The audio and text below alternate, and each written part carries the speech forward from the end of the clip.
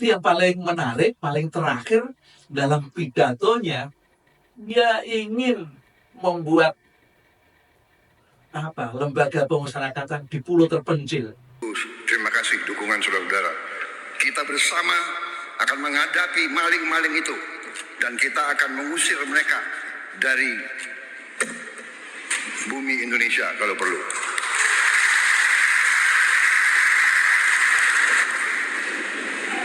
Saya nanti juga akan sisihkan dana, saya akan bikin penjara yang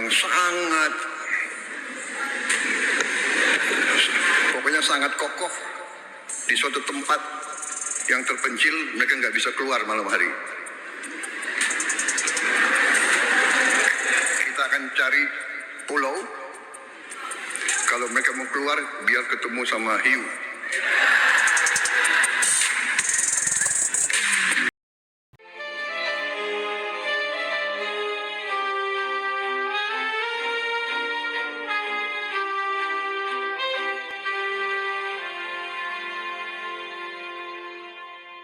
Sahabat usia Mas, pada saat ini kami ingin membicarakan tentang komitmen pidato dari Presiden Prabowo. Nah, Presiden Prabowo itu memang dikenal dengan gaya bicaranya yang tegas dan berapi-api. Ya.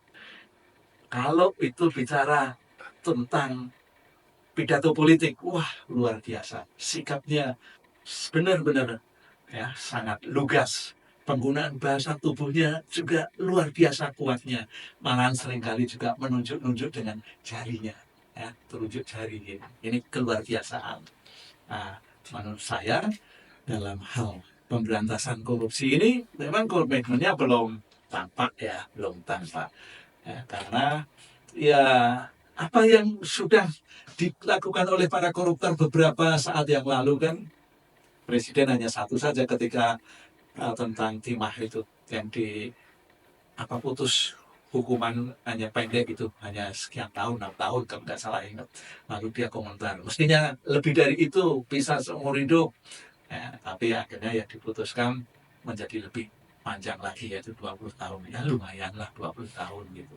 Kalau dia sudah usia 50 kan sampai 70 gitu. Jadi menikmati dunia segarnya nanti sudah kakek-kakek gitu.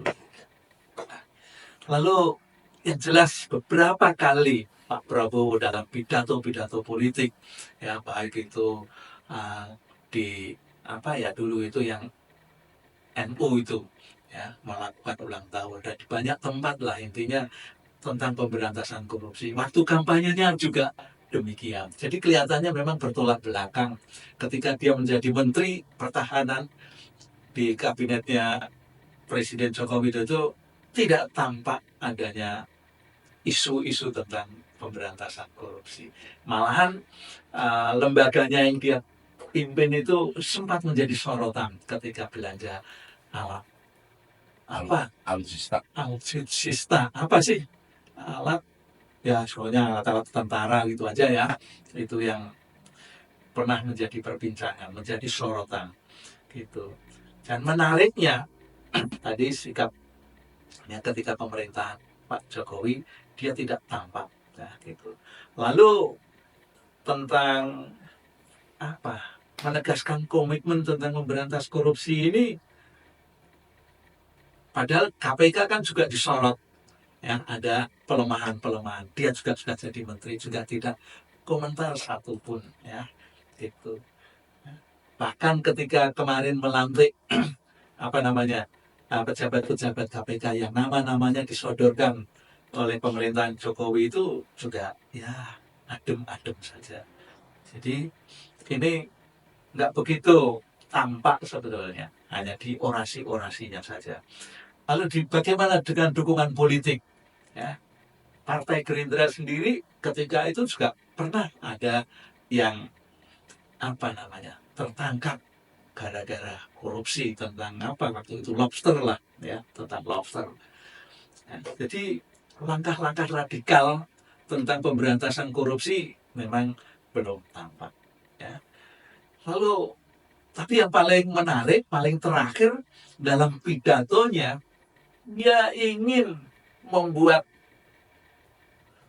lembaga pemasyarakatan di pulau terpencil, ya, di pulau terpencil, supaya ini khusus untuk koruptor ya, yang pulau terpencil ini, sekalipun sudah punya lembaga pemasyarakatan yang ada di pulau terpencil juga, yaitu di Nusa Kambangan gitu. Nah ini kalau betul-betul dapat diwujudkan, apakah di tahun ini, apakah di tahun 2026, ya maka akan baguslah. Atau paling tidak menurut saya, mereka-mereka yang sudah divonis ya dengan ketetapan hukum, ya, masukkan aja di bagian pulau terpencil di Nusa Kambangan itu. Ya, karena di situ juga sudah susah.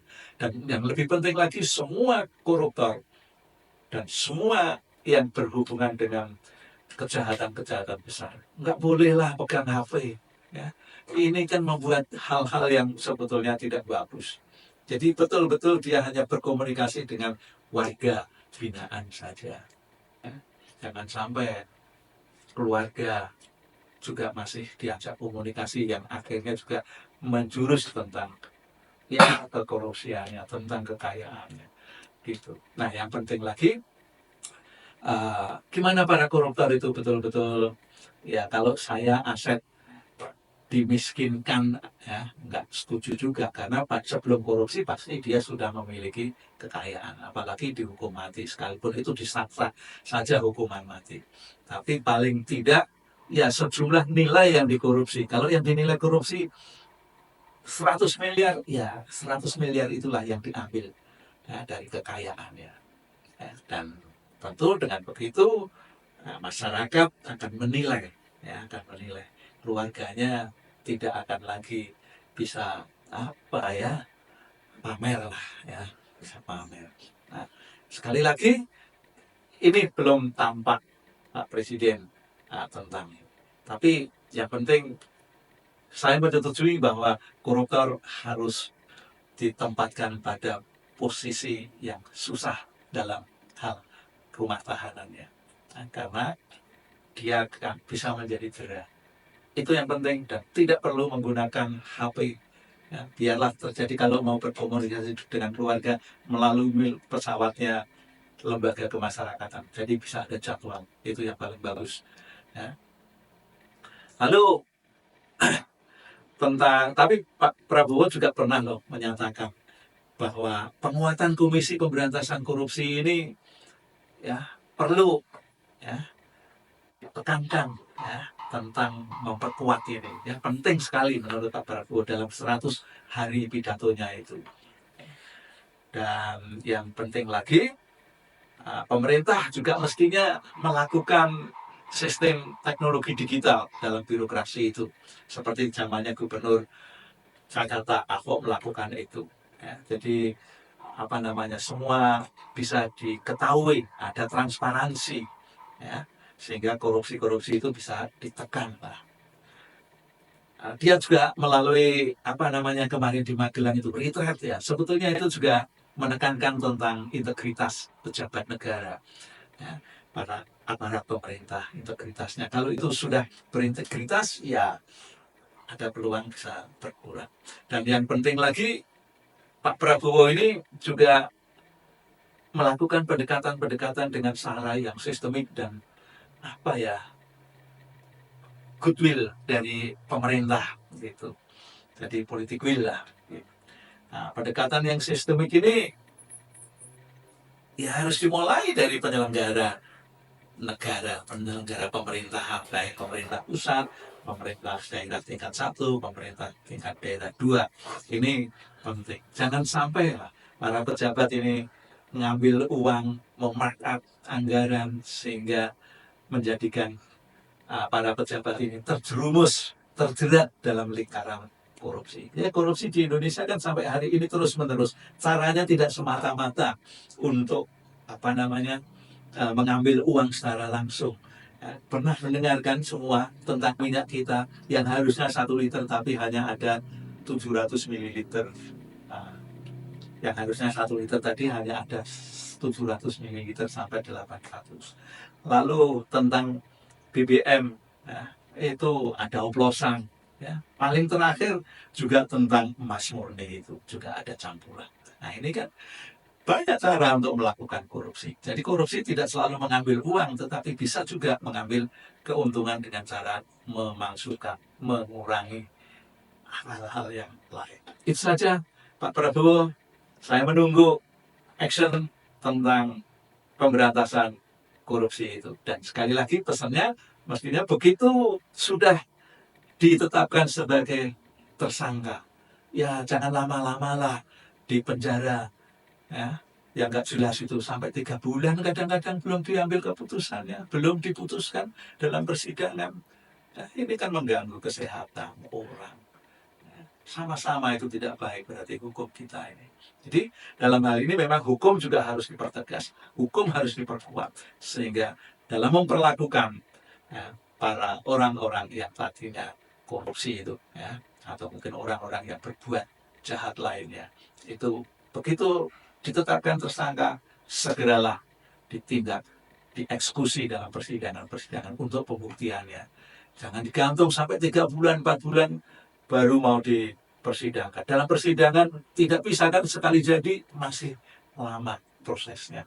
Nah ini, jadi persoalan hukum juga perlu diperbaiki. Bukan semata-mata tentang bagaimana membuat koruptor saja, tetapi persoalan hukumnya juga harus diperkuat. Oke, sampai di sini kita ketemu. Semoga Pak Prabowo dapat mewujudkan tentang mengurangi korupsi di Indonesia.